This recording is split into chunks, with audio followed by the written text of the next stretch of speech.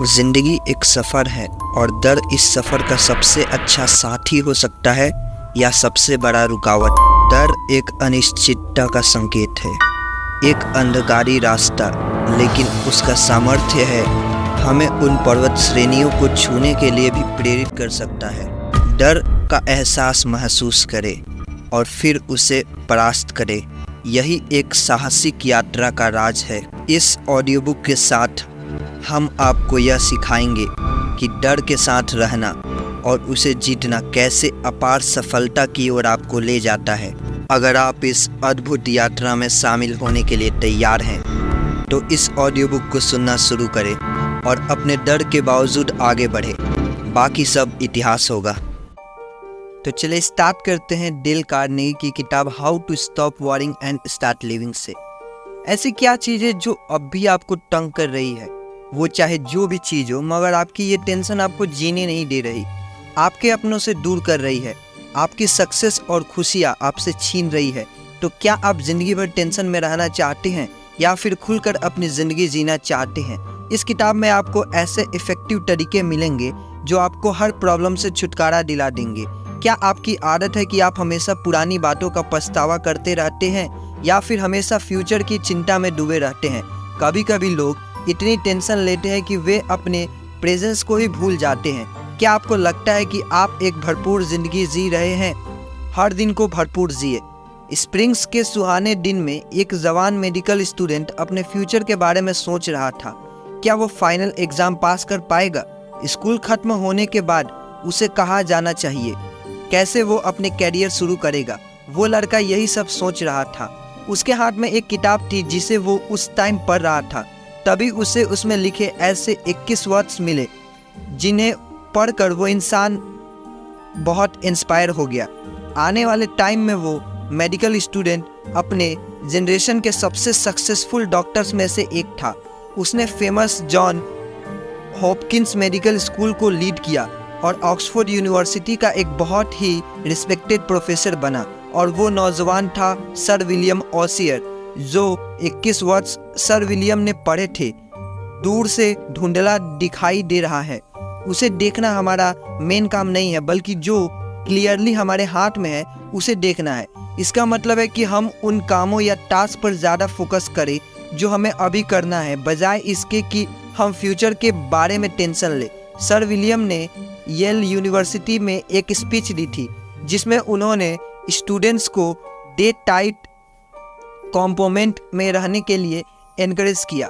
सोचो कि आप अपने पास्ट के दरवाजे लॉक कर सकते हो, फिर आप अपने फ्यूचर के दरवाजे भी लॉक कर लेते हो। तो अब आपके हाथ में जो बचेगा वो है आपका प्रेजेंट, यानी कि आज और अभी। डे टाइट कॉम्पोनेंट का मतलब है हर एक दिन के हिसाब से जीना। खुद को अलाउ करें कि आप सिर्फ उस चीज़ के बारे में सोचें जो उस वक्त आपके सामने मौजूद है। अपने दिमाग को पास्ट या फ्यूचर में ना भटकने दे। सर विलियम का ये मानना था कि आप फ्यूचर के लिए बिल्कुल भी प्रिपेयर ना हो, मगर उसको लेकर फिक्र करने के बजाय अपनी सारी एनर्जी आज के टास्क में लगाए तो ज़्यादा फायदेमंद है। जो भी करे उसे पूरे दिल से करे, अपना बेस्ट दे, बस यही आपको करना है। फिर तो आपका फ्यूचर बढ़िया होगा ही होगा। सैंड का एक दाना, एक टाइम में, एक टास्क, एक दिन में। हम अपने पास्ट और फ्यूचर के बीच में खड़े रहते हैं। पास्ट एक लंबी हिस्ट्री है और फ्यूचर बहुत बड़ा है। किसी ने इसे नहीं देखा और हो सकता है कि हम इतनी लंबी ज़िंदगी ना जी पाए। तो फिर क्या फ़ायदा कि गुजरे हुए और आने वाले टाइम के बारे में सोच सोच कर परेशान हो। हमें फ़िक्र करनी चाहिए तो सिर्फ आज की। दिन रात फिक्र करने से बहुत से लोग बीमार भी पड़ जाते हैं। ऐसे लोग नर्वस बैकग्राउंड या फिर एक्सट्रीम बॉडी पेन के शिकार हो जाते हैं। इससे तो अच्छा है कि उन कामों पर ध्यान दिया जाए जो हमें आज करने हैं। सुबह उठने से लेकर रात सोने तक हमें बस अपने आज में जीना है। इससे नींद भी अच्छी आएगी और आने वाली सुबह भी फ्रेश होगी।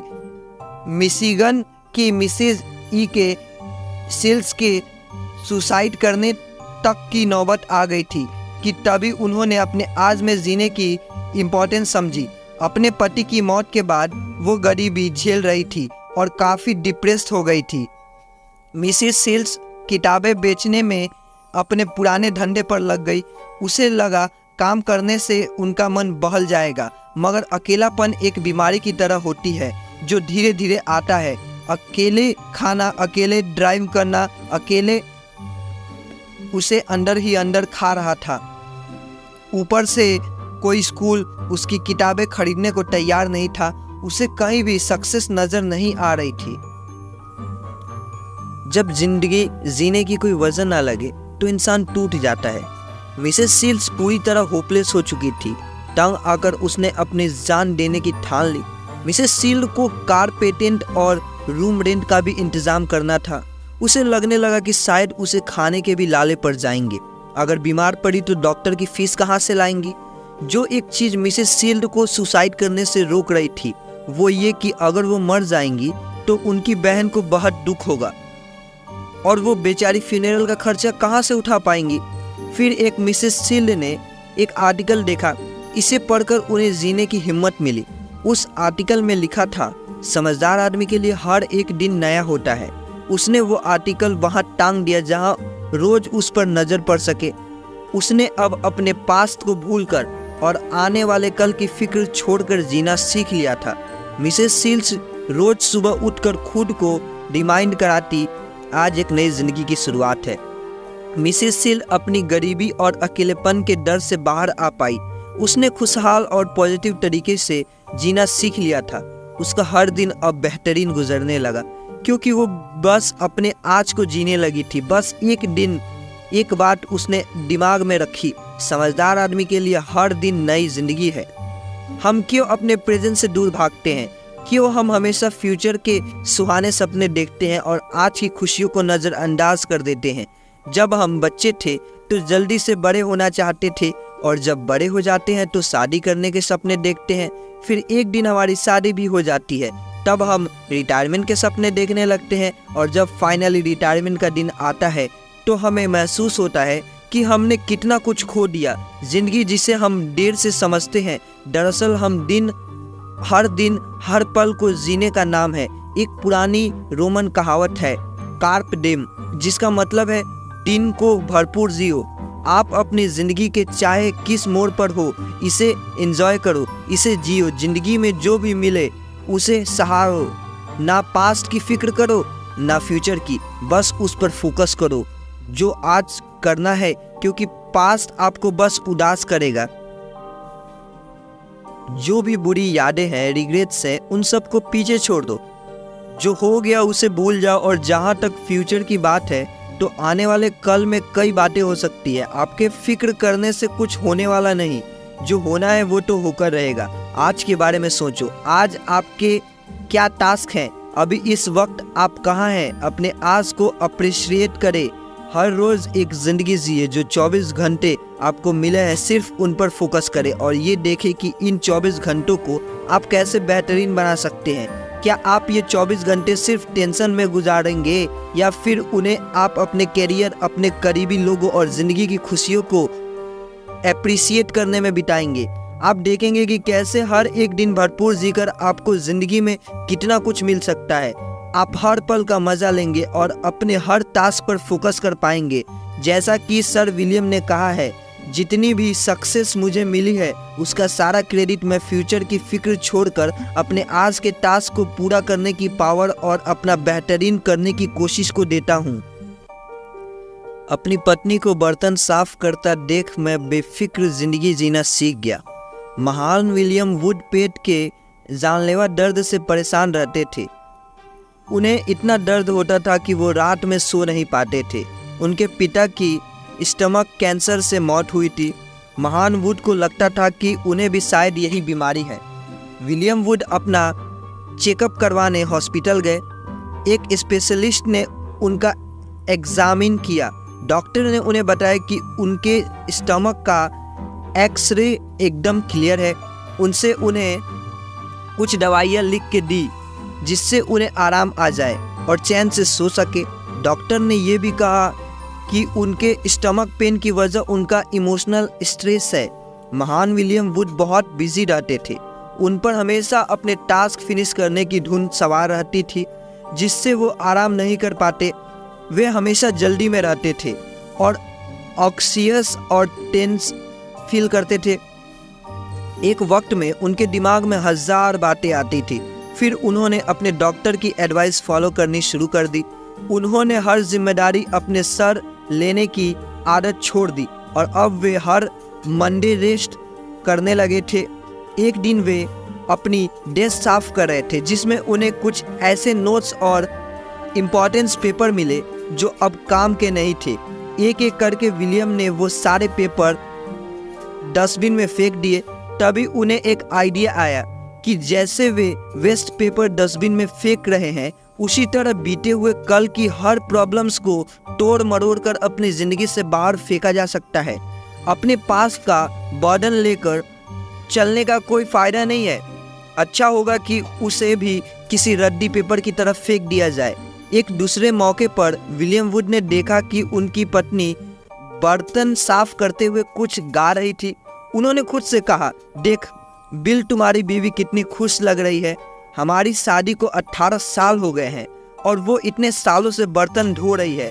विलियम ने सोचा, अगर उनकी बीवी को पहले ही पता होता कि शादी करने के बाद उसे इतने सारे बर्तन धोने पड़ेंगे तो वो शायद कभी उनसे शादी के लिए हाँ नहीं करती। महान विलियम वुड को रियलाइज़ हुआ कि उनकी बीवी को ये काम ज़रा भी बुरा नहीं लगता, क्योंकि वो हर रोज़ के हिसाब से बर्तन धोती है। उसने कल के गंदे होने वाले बर्तनों की फिक्र आज नहीं की है और ना ही वो उन बर्तनों के बारे में सोचती है जो उसने कल साफ किए थे। उन्हें समझ आ गया था कि उनकी बीमारी की वजह यही है कि वे हर काम तुरंत पूरा करने की कोशिश में लगे रहते हैं। वो दरअसल कोशिश कर रहे थे कि आज के बर्तन, पिछले दिन के बर्तन और आने वाले कल के बर्तन जो अभी गंदे भी हुए नहीं हैं, उन सबको वे आज ही साफ कर ले, किसी भी सूरत में। और यही विलियम वुड की सबसे बड़ी गलती थी जो उन्हें रियलाइज़ हुई। वे दूसरों को हमेशा सही ढंग से जीने की नसीहत देते थे मगर खुद अमल करना भूल गए थे। महान विलियम वुड ने जब अपना रूटीन चेंज किया तो उन्हें नींद भी बढ़िया आने लगी और उनका स्टमक पेन भी गायब हो गया था। ये याद रखें कि हर दिन को उस दिन के हिसाब से जिए, क्योंकि जब आप बीते हुए और आने वाले टाइम का बर्डन लेकर चलेंगे तो होगा कुछ नहीं, बस आपकी बॉडी सफ़र करेगी और लास्ट में आपके हाथ कुछ नहीं लगने वाला। वक्त हर चीज़ का मरहम है। लुइस मॉन्टेट जूनियर को लगता था कि उन्होंने अपनी ज़िंदगी के 10 साल खो दिए हैं और वो वक्त था उनकी 18 से 28 की उम्र का। लुइस को ऐसा इसलिए लगता था क्योंकि वो तब हर चीज़ की फिक्र करते थे, अपनी जॉब, परिवार, हेल्थ और कई तरह की इनसिक्योरिटीज़ उन्हें थी, जबकि वे साल उनकी ज़िंदगी का सबसे बेस्ट टाइम हो सकता था, मगर उन्होंने उसे टेंशन में खो दिया। लुइस नए लोगों से मिलने से कतराते थे। उन्हें एक तरह का इन्फीरियरिटी कॉम्प्लेक्स था। उनकी यही इनसिक्योरिटी उनकी ज़िंदगी छीन रही थी। उन्होंने 3 जगह जॉब के लिए अप्लाई किया था और तीनों जगह से वे रिजेक्ट हुए थे, क्योंकि उनमें इतना कॉन्फिडेंस तक नहीं था कि वे अपने एम्प्लॉय को अपनी खूबियां बता सके। और तब एक दिन उनके साथ कुछ ऐसा हुआ जिसने उनकी ज़िंदगी को बदल कर रख दिया। वे एक ऐसे इंसान से मिले जिसकी ज़िंदगी में उसने भी ज़्यादा प्रॉब्लम्स थी, फिर भी वो इंसान खुश लग रहा था। उस आदमी का नाम बिल था। बिल 1929 में अपनी सारी जमा पूंजी गंवा चुका था। फिर दोबारा 1933 में भी उसके साथ यही हुआ था।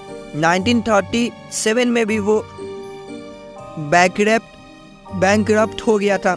हालांकि उसने काफ़ी परेशानियां झेली थी, मगर वो फिर भी नहीं टूटा।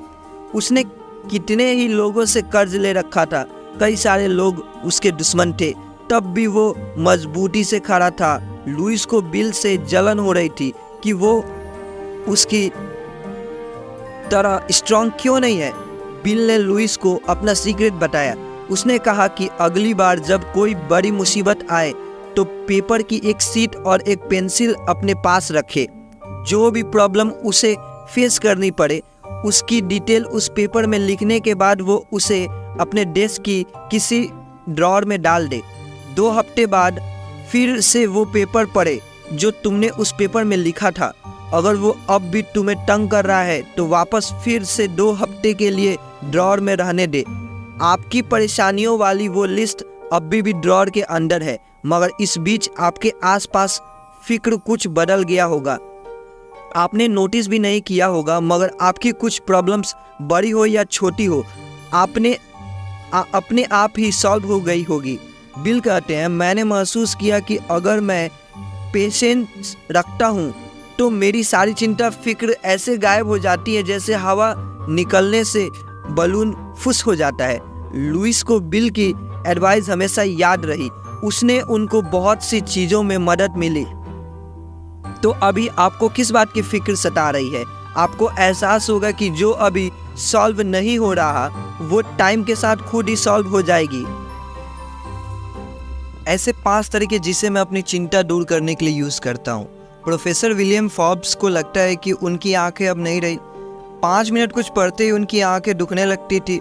उनसे खिड़की के बाहर भी देखा नहीं जाता था। ऐसा लगता था जैसे कोई उनकी आंखों में सुई चुभो रहा है। प्रोफेसर विलियम को डर था कि कहीं उन्हें अपनी आंखों की वजह से टीचिंग जॉब छोड़नी ना पड़ जाए। एक दिन उन्हें एक स्पीच के लिए इनवाइट किया गया। वहाँ लाइट इतनी ब्राइट थी कि प्रोफेसर को बार बार अपनी नज़रें फ्लोर की तरफ करनी पड़ रही थी। मगर जब उन्होंने स्टूडेंट्स को एड्रेस करने के लिए उनकी तरफ देखना शुरू किया तो उन्हें आंखों में पेन महसूस ही नहीं हुआ। वे पूरे 30 मिनट तक इतनी अच्छी तरह स्पीच देते रहे। प्रोफेसर विलियम को लगा कि अपने टीचिंग के पैशन की वजह से उन्होंने अपने दर्द को जीत लिया है। जब उनका दिमाग कोई बेहद ज़रूरी काम में लग जाता है तो उन्हें अच्छा महसूस होता है। टीचिंग के लॉ ने प्रोफेसर विलियम को ज़िंदगी जीना और इसे एंजॉय करना सिखा दिया था। वो अपना हर दिन ऐसे जीते थे जैसे कि वो उनका पहला और लास्ट डे हो। जब वे सुबह उठते थे तो अपने स्टूडेंट से मिलने का वेट करते थे। ये उनका एंथुज़ियाज्म ही था कि जो उन्हें सारे दुख दर्द से निजात दिलाता था, और अपने पेन और दुख से छुटकारा पाने का ये पहला मेथड है। और दूसरा मेथड जो प्रोफेसर विलियम ने अपनाया वो था कि कोई अच्छी सी किताब पढ़ के टेंशन से दूर रहे। जब आप कोई बुक पढ़ते हैं तो आपका दिमाग उसमें इतना डूब जाता है कि आपको और कुछ याद ही नहीं रहता। तीसरा मेथड है फिजिकल एक्टिविटी। एक बार प्रोफेसर विलियम डिप्रेस्ड हो गए थे। उन्होंने क्या किया कि खुद को कई तरह की फिजिकल एक्टिविटीज़ में लगा लिया। वे हर सुबह टेनिस खेलने लगे, फिर नहाने के बाद वे अपना लंच लेते थे। दोपहर में वो गोल्फ खेलने जाते और कभी कभी रात में घंटों तक डांस करते रहे। उन्होंने महसूस किया कि जब उनकी बॉडी पसीना बहाती है तो दिमाग में ऑटोमेटिकली सारी परेशानियां गायब हो जाती है।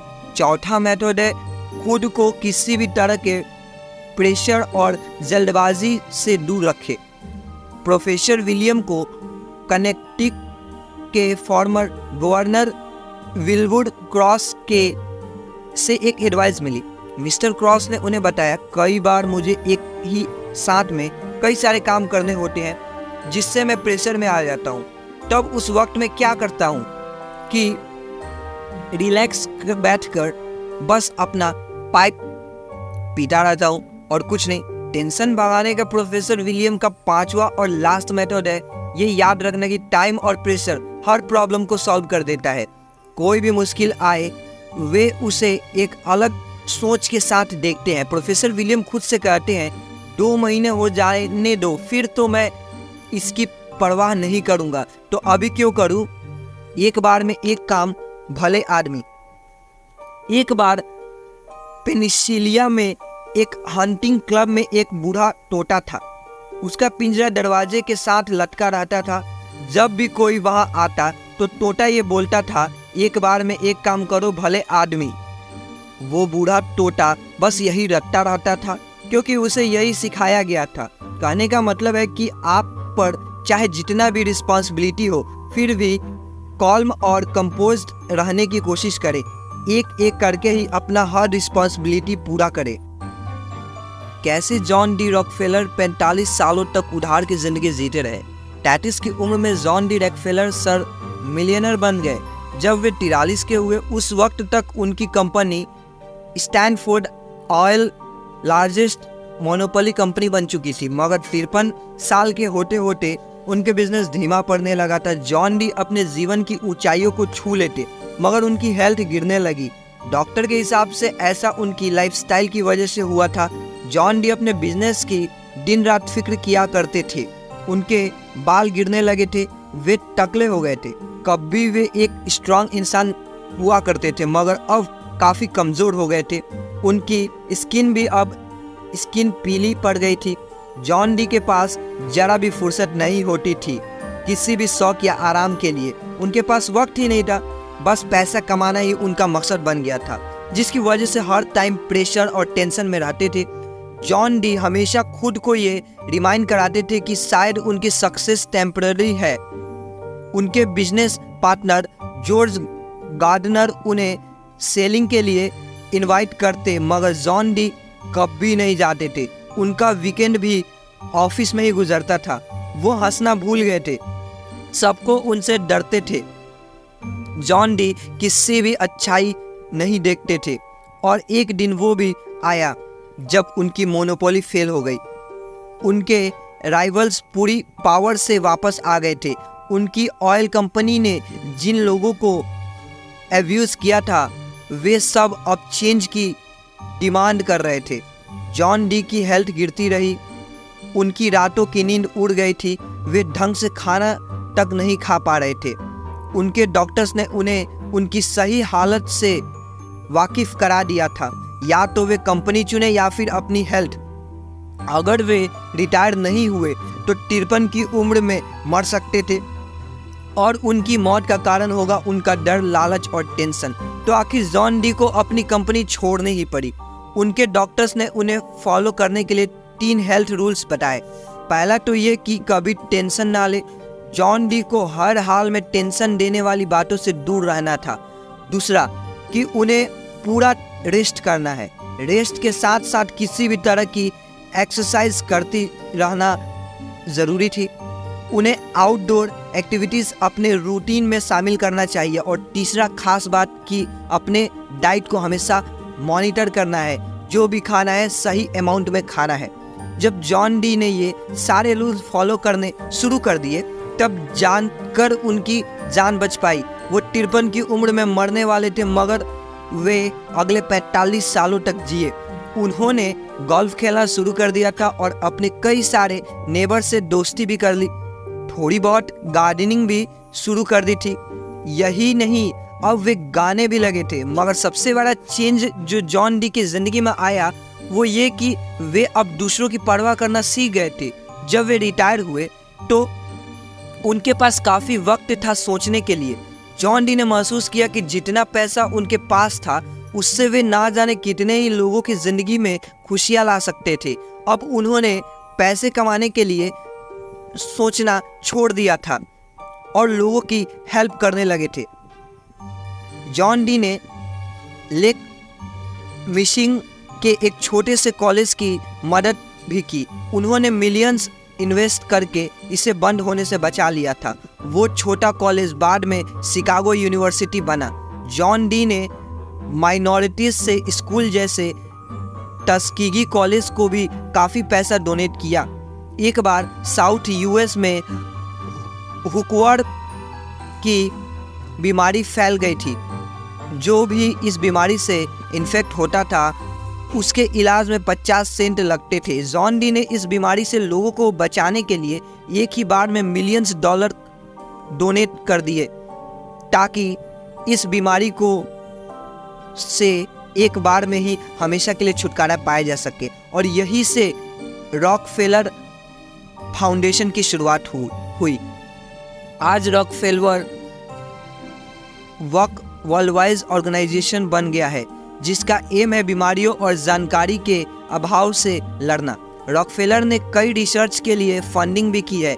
जॉन डी की हेल्प की वजह से ही साइंटिस्ट मेडिकल ड्रग पेनिसिलिन बनाने में कामयाब हो पाए। ह्यूमैनिटी को इन्फ्लुएंजा, मलेरिया और ट्यूबरकुलोसिस जैसी बीमारियों से बचाकर उसकी प्रोग्रेस में रॉकफेलर फाउंडेशन ने काफ़ी मदद की है। जॉन डी ने अपना सारा पैसा डोनेट कर दिया उनकी company Stanford oil company court cases हार गई थी, जिसकी वजह से उन्हें कई मिलियंस का नुकसान भी हुआ। मगर जैसा कई लोगों ने को लगा कि वो टूटकर बेकार हो जाएंगे, मगर ऐसा नहीं हुआ। जॉन डी अब अपनी ज़िंदगी में खुश थे। जॉन डी ने अब बेवजह फिक्र करना छोड़ दिया था। उन्होंने अब जीना सीख लिया और पूरे 98 सालों तक जिए। ये सब अब बात करते हैं कंक्लूजन की। ये समरी आपको बताएगी कि किस तरह एक वक्त में ही काम करे जिस पे आप पूरा ध्यान लगा पाए, अपना सारा एफर्ट डाल पाए, बस अपने पास्ट को भूल जाए, सिर्फ प्रेजेंट पर सारा ध्यान दे। जो सामने है बस उसी पर फोकस करे कि आज आपको क्या करना है, आपके टास्क क्या है। खूब मेहनत करें। अगर आप अपना बेस्ट एफर्ट देंगे तो फ्यूचर अपना ध्यान खुद ही रख लेगा। आपने अपने इस किताब से बेफिक्र जीने की कई तरीके सीखे हैं, तो जो आपके लिए बेस्ट है आप वो चूज कर सकते हैं। जो कुछ भी आपने आज सीखा उसे अप्लाई करके दिखाएं।